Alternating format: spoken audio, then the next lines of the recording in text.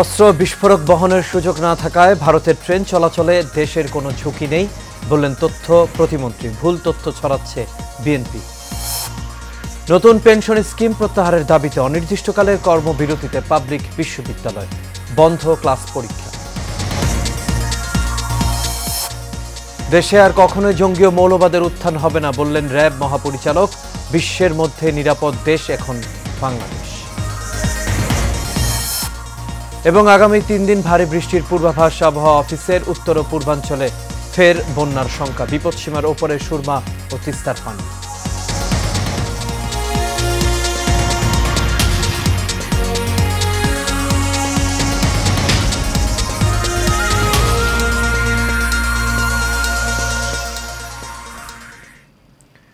সবাইকে স্বাগত এশিয়ান নিউজে। দর্শক, পুরো সংবাদ জুড়ে আপনাদের সঙ্গে আছি আমি আনোয়ার রাজ। এতক্ষণ শুনছিলেন বিআরবি কেবল ইন্ডাস্ট্রিজ লিমিটেড সংবাদ শিরোনামে। এবার চলে যাচ্ছি পুরো খবরে।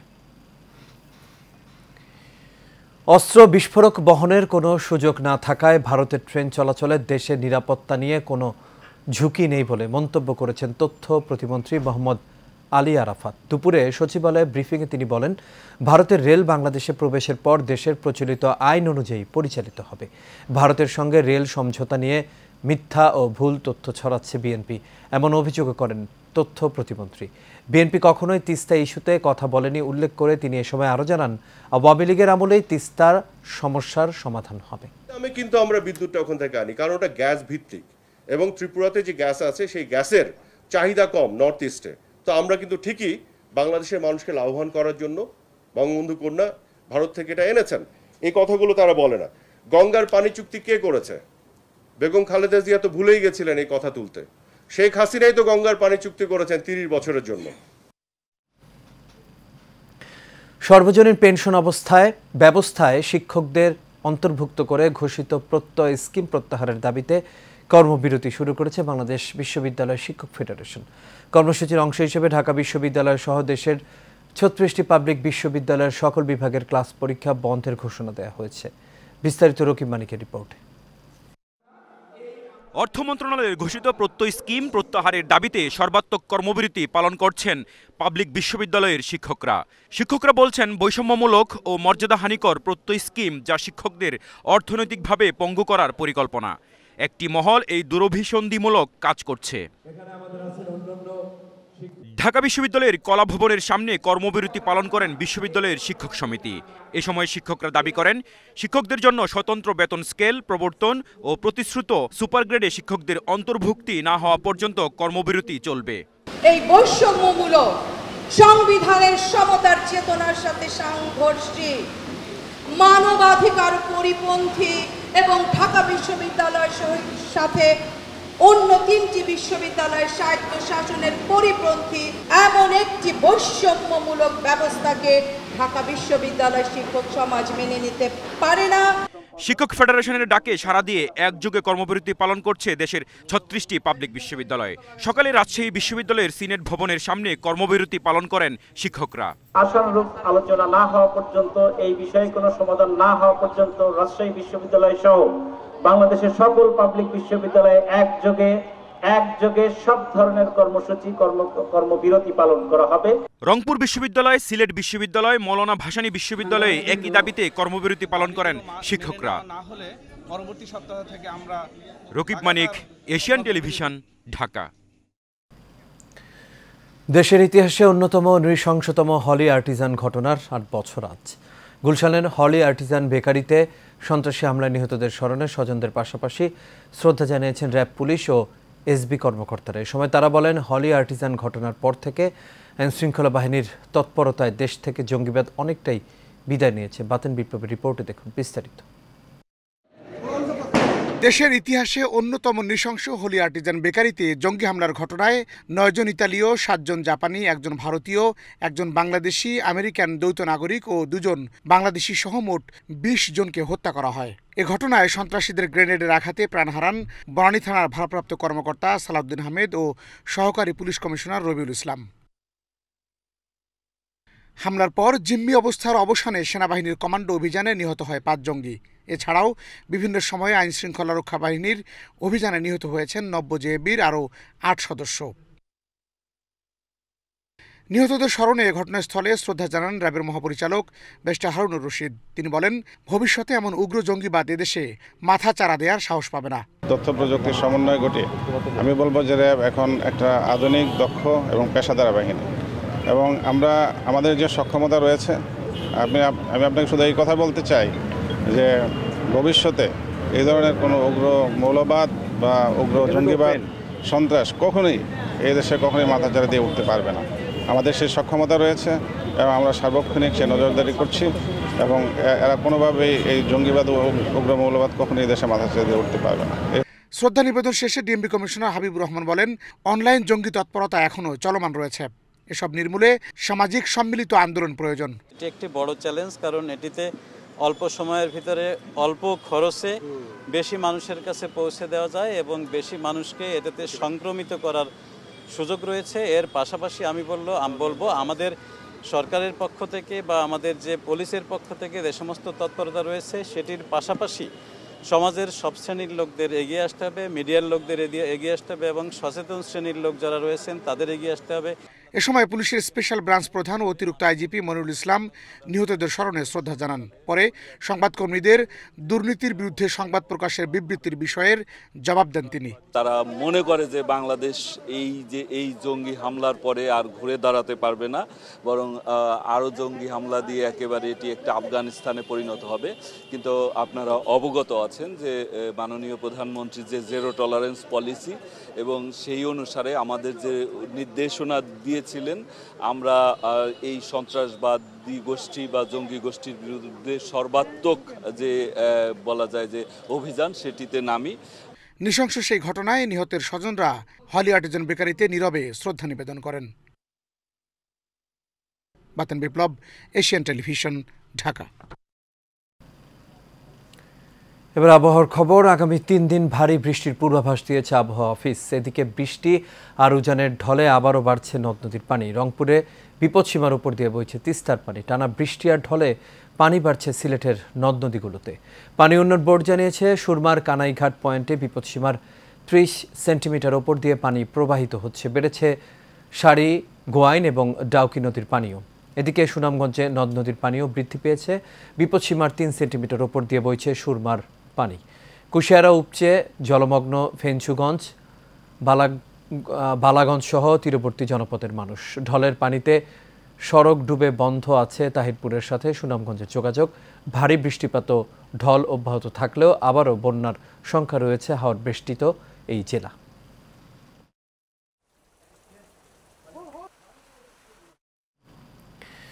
আন্তর্জাতিক বাজারের সঙ্গে মিল রেখে দেশে পঞ্চমবারের মতো জ্বালানি তেলের মূল্য স্বয়ংক্রিয়ভাবে নির্ধারণ করেছে সরকার। এই দফায় কেবল ডিজেল ও কেরোসিনের দাম লিটার প্রতি 1 টাকা কমানো হয়েছে।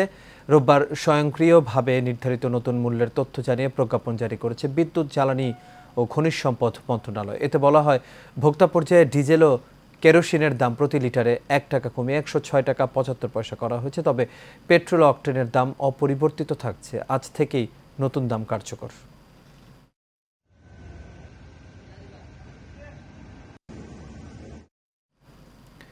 জমকালো আয়োজনের মধ্য দিয়ে বঙ্গবন্ধু সৈনিক লীগের কিশোরগঞ্জ জেলা শাখার পরিচিতি ও আলোচনা সভা অনুষ্ঠিত হয়েছে। শহরের শহীদ সৈয়দ নজরুল ইসলাম চত্বরে এই সভা অনুষ্ঠিত হয়। অনুষ্ঠানের উদ্বোধন করেন বঙ্গবন্ধু সৈনিক লীগের কেন্দ্রীয় কমিটির সভাপতি বীর মুক্তিযোদ্ধা আলহাজ মোহাম্মদ হারুনুর রশিদ সিআইপি। সভায় প্রধান অতিথি হিসেবে উপস্থিত ছিলেন কিশোরগঞ্জ জেলা আওয়ামী লীগের সভাপতি অ্যাডভোকেট জিল্লুর রহমান। শহীদুল হক জীবনের ক্যামেরায় কিশোরগঞ্জ প্রতিনিধি হাফিজুর রহমানকে সাথে নিয়ে আরও জানাচ্ছেন বাতেন বিপ্লব। সকাল থেকেই বিভিন্ন উপজেলা থেকে বঙ্গবন্ধু সৈনিক লীগের নেতাকর্মীরা মিছিল নিয়ে অনুষ্ঠানে জড়ো হয়। কিশোরগঞ্জ জেলা বঙ্গবন্ধু সৈনিক লীগের সভাপতি ফরিদ মিয়ার সভাপতিত্বে প্রধান অতিথি হিসেবে উপস্থিত ছিলেন কিশোরগঞ্জ জেলা আওয়ামী লীগের সভাপতি ও জেলা পরিষদ চেয়ারম্যান অ্যাডভোকেট জিল্লুর রহমান। আলোচনা সভায় উদ্বোধক হিসেবে উপস্থিত ছিলেন বঙ্গবন্ধু সৈনিক লীগের সংগ্রামী কেন্দ্রীয় সভাপতি বীর মুক্তিযোদ্ধা আলহাজ হারুনুর রশিদ সিআইপি। এ সময় তিনি বলেন, শেখ হাসিনার হাতকে শক্তিশালী করতে তিনি বঙ্গবন্ধু সৈনিক লীগের নেতাকর্মীদের সাথে নিয়ে সব সময় মাঠে প্রস্তুত রয়েছেন। মাননীয় প্রধানমন্ত্রীর আদর্শকে মানা আর গরিবের পিছনে আমাদের থাকা, তাদেরকে সহযোগিতা করা, তাদেরকে অন্যায়কে আমরা প্রশ্রয় দেব না। আল্লাহর রহমতে আপনারা যে কোনো অন্যায় পাইলে প্রশাসনের কাছে বলবেন, আওয়ামী লীগের নেতা আছে তাদের কাছে বলবেন, আপনারা বলবেন, থানায় যাবেন। অন্যায় যে করবে তাকে রক্ষা দিবেন না। অন্যায়ের পথে বাংলাদেশে অনেক মাননীয় প্রধানমন্ত্রী বলে দিয়েছে আমার দেশে কোনো রকম যেন অন্যায় কাজ কেউ করতে না পারে, সেজন্য সকলেরই প্রস্তুত থাকার জন্য বলছে। আমিও বলি বঙ্গবন্ধু সৈনিক লীগের সকলকে আপনারা প্রস্তুত থাকবেন। প্রধান অতিথির বক্তব্যে অ্যাডভোকেট জিল্লুর রহমান বঙ্গবন্ধু সৈনিক লীগকে সহযোদ্ধা হিসেবে ভূয়সী প্রশংসা করেন। যে হারুন ভাইকে আবারও আমি বলি, তা আপনি সত্যিকার অর্থে আপনারা সৈনিক লীগ করে আসছেন এবং সৈনিক লীগ একটি ফোর্স, আমরা বলি এটা আওয়ামী লীগের একটা ফোর্স, অক্সিলারি ফোর্স হিসেবে দায়িত্ব পালন করবে। আর একটা ব্যাপার আপনাকে বলবো যে আপনারা কেন্দ্রীয় নেতৃবৃন্দের সাথে আলোচনা করে আপনাদের শ্রমিক লীগটাকে আমাদের অঙ্গ সংগঠনে নিয়ে নেবেন। অনুষ্ঠানে অন্যান্যের মাঝে উপস্থিত ছিলেন কেন্দ্রীয় কমিটির সহসভাপতি অ্যাডভোকেট শওকত আলম, যুগ্ম সাধারণ সম্পাদক শাহ রেজাউল মাহমুদ, সাংগঠনিক সম্পাদক সোহেল রানা, কিশোরগঞ্জ কৃষক লীগের সদস্য আলমগীর হোসেন সহ আওয়ামী লীগের বিভিন্ন অঙ্গ ও সহযোগী সংগঠনের নেতৃবৃন্দ। অনুষ্ঠান সঞ্চালনায় ছিলেন জেলা বঙ্গবন্ধু সৈনিক লীগের সাধারণ সম্পাদক তানজিম হায়দার তুষার। সভাপতি তার কমিটি দেওয়ার এখতিয়ার রাখেন। বাতেন বিপ্লব, এশিয়ান টেলিভিশন, ঢাকা। উচ্চশিক্ষা ও গবেষণার মাধ্যমে ঢাকা বিশ্ববিদ্যালয় সবসময় দেশের জন্য গুরুত্বপূর্ণ ভূমিকা রেখে আসছে। আগামীতে গবেষণা খাতকে আরও প্রাধান্য দিয়ে বিশ্বের শ্রেষ্ঠ বিদ্যাপীঠের মর্যাদা ধরে রাখতে হবে বলে মন্তব্য করেছেন ঢাকা বিশ্ববিদ্যালয়ের উপাচার্য অধ্যাপক মাকসুদ কামাল। ঢাকা বিশ্ববিদ্যালয়ের 103তম জন্মবার্ষিকী উপলক্ষে অনুষ্ঠানে এমন মন্তব্য করেন তিনি। বিস্তারিত নূর মোহাম্মদ ভুঁইয়ার রিপোর্টে। দেশের সবচেয়ে প্রাচীন ও ঐতিহ্যবাহী বিদ্যাপীঠ ঢাকা বিশ্ববিদ্যালয় 104 বছরে পদার্পণ করেছে আজ। 1921 সালের এই দিনে 847 শিক্ষার্থী, 3টি অনুষদ ও 12টি বিভাগ নিয়ে যাত্রা শুরু করেছিল প্রাচ্যর অক্সফোর্ড। তৎকালীন ব্রিটিশ শাসিত বাংলায় ঢাকা বিশ্ববিদ্যালয় ছিল একমাত্র উচ্চশিক্ষা প্রতিষ্ঠান। দেশের প্রাচীন এই শিক্ষা কেন্দ্রটি প্রতিষ্ঠা বার্ষিকী উপলক্ষে ডাবি স্মৃতি চিরন্তর চত্বর থেকে উপাচার্যের নেতৃত্বে বর্ণাঢ্য শোভাযাত্রা করে শিক্ষক, শিক্ষার্থী, কর্মকর্তা ও কর্মচারীবৃন্দ। বেলুন পায়রা উড়িয়ে কেক কেটে দিনটিকে উদযাপন করেন তারা। এ সময় উপাচার্য অধ্যাপক মাকসুদ কামাল বলেন, জ্ঞান আরোহণ ও বিতরণের গৌরবগাথা নিয়ে শতবর্ষ পাড়ি দিয়েছে প্রাণপ্রিয় এই শিক্ষা প্রতিষ্ঠান। ঢাকা বিশ্ববিদ্যালয় একটি অনন্য সাধারণ বিশ্ববিদ্যালয়।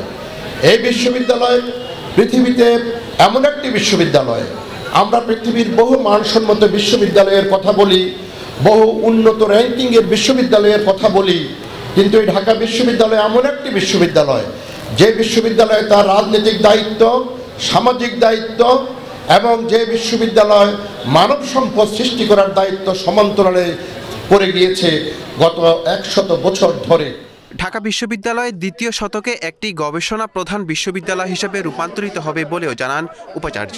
এই বিশ্ববিদ্যালয়কে একটি উচ্চতর গবেষণা প্রতিষ্ঠানে পরিণত করা এবং 2045 সালে গিয়ে এই বিশ্ববিদ্যালয়কে R1 বিশ্ববিদ্যালয় তথা গবেষণা প্রধান বিশ্ববিদ্যালয়ে পরিণত করা। আর এর মধ্যে দিয়ে সম্ভব হবে এই বিশ্ববিদ্যালয়ের 125তম বার্ষিকী যখন পালিত হবে, তখন বিশ্ব শিক্ষা মানচিত্রে এই বিশ্ববিদ্যালয় একটি ভিন্ন উচ্চতায়, একটি অনন্য সাধারণ উচ্চতায় গিয়ে দাঁড়াবে। রাষ্ট্রভাষা আন্দোলন, চির গৌরবময় মুক্তিযোদ্ধা সহ গণমানুষের সব লড়াইয়ে সবসময় নেতৃত্ব দিয়েছে এই বিদ্যাপীঠ। শুভ জন্মদিন ঢাকা বিশ্ববিদ্যালয়। জাতির পিতা বঙ্গবন্ধু শেখ মুজিবুর রহমানের নেতৃত্বে। নূর মোহাম্মদ ভুঁইয়া, এশিয়ান টেলিভিশন, ঢাকা। রাজধানী ডেমরার 69 নম্বর ওয়ার্ডের আমুলিয়া আতিক মার্কেট থেকে রাজাখালী ঘাট পর্যন্ত 48 ফুট প্রশস্ত 1.25 কিলোমিটার রাস্তা ভূমি অধিগ্রহণ ছাড়াই নির্মাণের প্রতিবাদে মানববন্ধন ও বিক্ষোভ মিছিল করেছে এলাকাবাসী। সকাল 11টার দিকে স্টাফ কোয়ার্টার রামপুরা সড়কের আমুলিয়া আতিক মার্কেটের সামনে এই মানববন্ধন কর্মসূচি পালন করা হয়। মানববন্ধনে এলাকাবাসী বলেন, আতিক মার্কেট থেকে রাজাখালী ঘাট পর্যন্ত 14 থেকে 17 ফুটের সড়কটি 48 ফিটে উন্নীতকরণের উদ্যোগ নিয়েছে ঢাকা দক্ষিণ সিটি কর্পোরেশন, কিন্তু 1.25 কিলোমিটার রাস্তার জন্য ভূমি অধিগ্রহণ ছাড়াই নির্মাণের পরিকল্পনা করা হয়েছে। এতে সড়কের উভয় পাশে অন্তত 125টি পরিবার ক্ষতিগ্রস্ত হবে বলে দাবি করেন তারা। ঝালকাঠি সরকারি হরচন্দ্র বালিকা বিদ্যালয়ের শ্রেণী কক্ষ থেকে আফিয়া আক্তার নামে এক নবম শ্রেণীর ছাত্রীর ঝুলন্ত মরদেহ উদ্ধার করা হয়েছে। সকাল 11টার দিকে বিদ্যালয়ের একটি কক্ষ থেকে তার লাশ উদ্ধার করে পুলিশ। নিহত এই শিক্ষার্থী ঝালকাঠি সদর উপজেলার গাভারাম চন্দ্রপুর গ্রামের শিক্ষক আমির হোসেনের মেয়ে। তার মা ঝালকাঠি সদর উপজেলা পরিবার পরিকল্পনা বিভাগে চাকরি করেন। ঝালকাঠি সদর থানার ওসি মোহাম্মদ শহীদুল ইসলাম জানান, মর্নিং শিফটের শিক্ষার্থী আফিয়া আক্তার সকালে বিদ্যালয়ে আসে। পরে বিদ্যালয়ের একটি কক্ষ থেকে তার ঝুলন্ত লাশ উদ্ধার করা হয়েছে। তবে ওই শিক্ষার্থীর আত্মহত্যার কারণ এখনও জানা যায়নি। নবম শ্রেণীর একটি মেয়ে ওই স্কুলেরই চতুর্থ তলায় গলায় ফাঁস দিয়ে আত্মহত্যা করে। সংবাদে আমি হসপিটালে আসি। হসপিটালে এসে লাশ দেখি। লাশের বিধি মোতাবেক সুরতহাল প্রস্তুত করা হইতেছে। পরবর্তীতে এ বিষয়ে আইনানুগ তদন্ত করে আইনানুগ ব্যবস্থা গ্রহণ করা হবে। গোপালগঞ্জের টুঙ্গিপাড়া জাতির পিতা বঙ্গবন্ধু শেখ মুজিবুর রহমানের সমাধিতে শ্রদ্ধা জানিয়েছেন দুর্যোগ ব্যবস্থাপনা অধিদপ্তরের মহাপরিচালক রেজাউনুর রহমান। টুঙ্গিপাড়া পৌঁছে জাতির পিতা বঙ্গবন্ধু শেখ মুজিবুর রহমানের সমাধি সৌধের বেদিতে পুষ্পস্তবক অর্পণ করে শ্রদ্ধা জানান তিনি বেদির পাশে কিছুক্ষণ নীরবে দাঁড়িয়ে থেকে জাতির পিতার প্রতি গভীর সম্মান প্রদর্শন করেন। পরে তিনি পবিত্র ফাতেহা পাঠ করে জাতির পিতা বঙ্গবন্ধু শেখ মুজিবুর রহমানের 15 আগস্টের শহীদ ও মহান মুক্তিযুদ্ধের 30 লাখ শহীদের রুহের মাগফিরাত কামনায় মোনাজাতে অংশ নেন। এ সময় প্রধানমন্ত্রী শেখ হাসিনার সুস্বাস্থ্য, সাফল্য ও দীর্ঘায়ু কামনা করা হয়।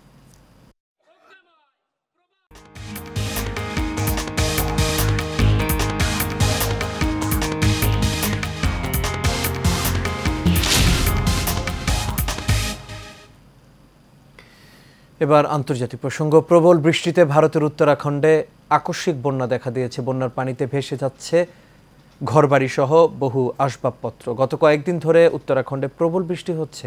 বৃষ্টিতে অস্বাভাবিকভাবে বেড়েছে গঙ্গার পানি। কোথাও কোথাও রাস্তায় উঠে এসেছে গঙ্গার পানি, কোথাও আবার তা ছুঁয়ে ফেলেছে বিপদসীমা। এই পরিস্থিতিতে গঙ্গা সংলগ্ন এলাকাগুলোতে সরকারিভাবে রেড অ্যালার্ট জারি করা হয়েছে। রোববার দিল্লির আবহাওয়া অফিস এক বার্তায় জানায়, দেহরাদুন এবং বাগেশ্বরে ভারী বৃষ্টির সম্ভাবনা রয়েছে। কুমায়ুন অঞ্চলেও ভারী বৃষ্টির পূর্বাভাস দেওয়া হয়েছে। আগামী 5 দিন ধরে এই পরিস্থিতি বজায় থাকবে। গত 24 ঘন্টায় রানীক্ষেতে 28 মিলিমিটার, লালডাঙে 27, দেহরাদুনে 18 ও নৈনিতালে 10 মিলিমিটার বৃষ্টি হয়েছে। আগামী দিনে এই বৃষ্টির পরিমাণ আরও বাড়বে বলে জানিয়েছে আবহাওয়া office.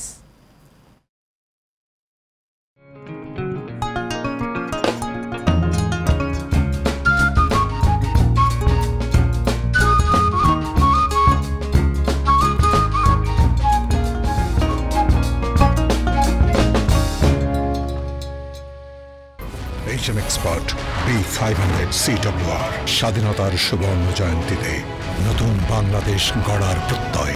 HM steel B500 CWR।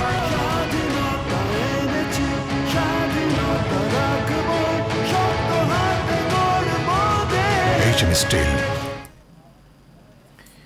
Asian টেলিভিশনের কুষ্টিয়া জেলার স্টাফ রিপোর্টার হাসিবুর রহমান রিজুর ওপর বর্বরচিত ও হত্যার উদ্দেশ্যে জঘন্য সন্ত্রাসী হামলার তীব্র প্রতিবাদে ভারত বাংলাদেশ যুব মৈত্রী পরিষদ চট্টগ্রাম মহানগরের আয়োজনে মানববন্ধন ও বিক্ষোভ সমাবেশ অনুষ্ঠিত হয়েছে। এ সময় বক্তারা হাসিবুর রহমান রিজুর ওপর বর্বরচিত হামলার বিচার ও প্রশাসনের নিকট হামলাকারীদের অবিলম্বে গ্রেপ্তার করে দৃষ্টান্তমূলক শাস্তির দাবি জানান। চট্টগ্রাম মহানগর সভাপতি সজল কান্তি চৌধুরীর সভাপতিত্বে এ সময় উপস্থিত ছিলেন কেন্দ্রীয় কমিটির আইসিটি সম্পাদক ও চট্টগ্রাম বিভাগীয় সমন্বয়ক SM ফিরোজ আহমেদ। এ সময় সাধারণ সম্পাদক সুধামা দাস সুজন, সহ সাধারণ সম্পাদক বনানী শেখর গোত্র উপস্থিত ছিলেন।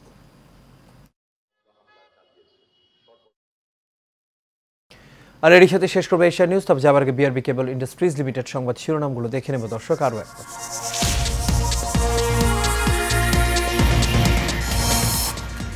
অস্ত্র বিস্ফোরক বহনের সুযোগ না থাকায় ভারতের ট্রেন চলাচলে দেশের কোনো ঝুঁকি নেই বললেন তথ্য প্রতিমন্ত্রী। ভুল তথ্য ছড়াচ্ছে বিএনপি। নতুন পেনশন স্কিম প্রত্যাহারের দাবিতে অনির্দিষ্টকালের কর্মবিরতিতে পাবলিক বিশ্ববিদ্যালয়, বন্ধ ক্লাস পরীক্ষা। দেশে আর কখনোই জঙ্গি ও মৌলবাদের উত্থান হবে না বললেন র্যাব মহাপরিচালক। বিশ্বের মধ্যে নিরাপদ দেশ এখন বাংলাদেশ। আগামী 3 দিন ভারী বৃষ্টির পূর্বাভাস আবহাওয়া অফিসের। উত্তর ও পূর্বাঞ্চলে ফের বন্যার শঙ্কা। বিপদসীমার উপরে সুরমা ও তিস্তার পানি।